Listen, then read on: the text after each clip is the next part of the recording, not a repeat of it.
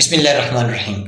تمام دیکھنے سننے والوں کو RMA لا فرم میں خوش آمدید اور میری طرف سے السلام علیکم ورحمۃ اللہ۔ آج ہمارے زیر بحث موضوع جو ہے وہ چیکس کے حوالے سے ہے کہ اگر کوئی شخص کسی دوسرے شخص کو چیک جاری کرتا ہے اور اس چیک کی مد میں وہ لون لیتا ہے یا وہ کوئی ذمہ داری اپنے ذمہ لیتا ہے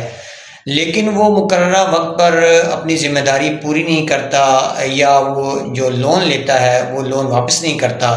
تو اس کے خلاف کون سی کارروائی جو ہے یا جس نے چیک لیا ہے اور پیسے دیے ہیں وہ کون سی ریمیڈی قانون کے مطابق اویل کر سکتا ہے۔ تو آپ کو بتاتے چلیں کہ تعزیرات پاکستان کی دفعہ 499F 489F کے تحت وہ ایک FIR جو ہے وہ لانچ کروا سکتا ہے، اور FIR کے تحت پیسے دینے والا شخص اور چیک لینے والا شخص جو ہے وہ دوسرے شخص کے خلاف مقدمہ درج کروا کر اس کو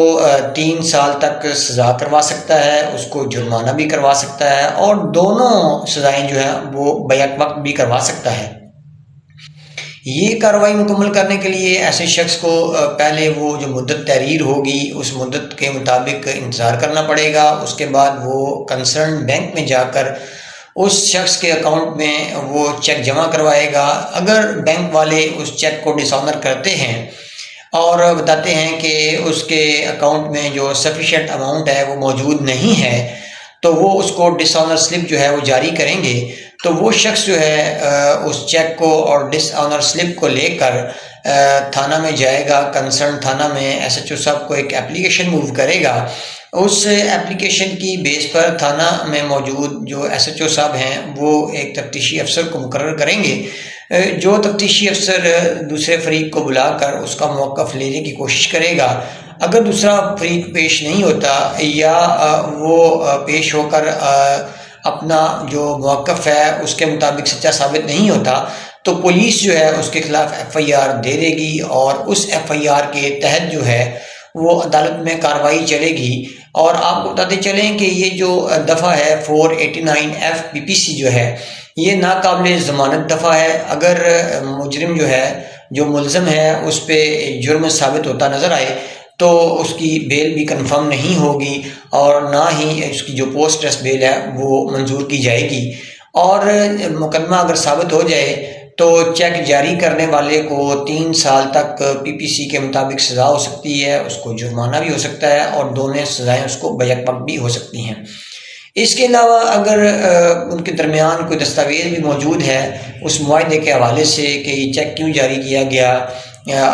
لون کی مد میں یا کسی دیگر جو ہے وہ معاہدے کی مد میں،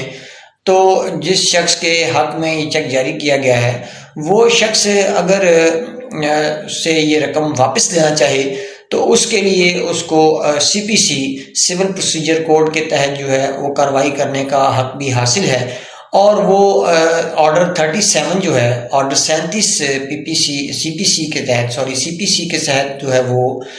سول کورٹ میں ایک دعویٰ دائر کرے گا، اور یہ سمری ٹرائل ہوگا۔ سمری ٹرائل میں ایویڈنس ریکارڈ ہوگی، اور اس کے بعد جو ہے وہ سول کورٹ جو ہے وہ اس پر اپنا فیصلہ جاری کرے گی، اور ایسے شخص کو جس نے وہ چیک جاری کیا ہوگا اس کو پابند کرے گی کہ وہ ہر صورت جو ہے وہ رقم جو اس نے واپس کرنی ہے وہ کنسرن بندے کو جس نے دعویٰ دائر کیا ہوگا مدعی کو واپس کروا کر دے گی۔